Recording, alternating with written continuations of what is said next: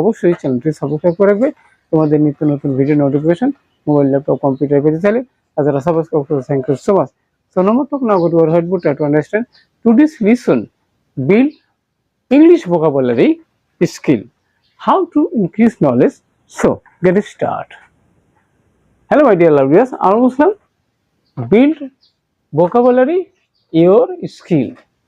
অর্থাৎ তোমার vocabulary শব্দ ভান্ডার বাড়াতে হলে তোমাকে কিভাবে how to improve, how to remember, কিভাবে তুমি মনে রাখবা, কিভাবে তুমি ইমপ্রুভ করবা, সেখানেও 5 ইজি ওয়ে, 5টি উপায় আজকে আমরা আলোচনা করব।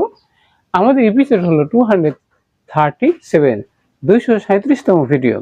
আর আজকের ভিডিওতে যে বিষয়টি তোমাদেরকে জানতে হবে, আর সেই বিষয়টি হচ্ছে যে রিড ওয়াইডলি অ্যান্ড অ্যাক্টিভলি।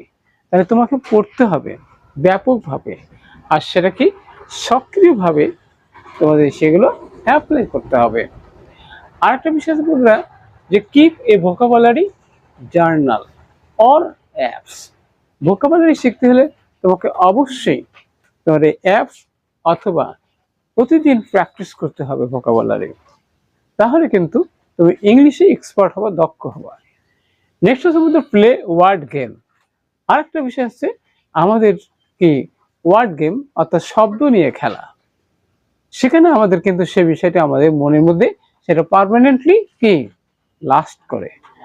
যে লেখছে বন্ধুরা, যে learn words roots prefix and suffix.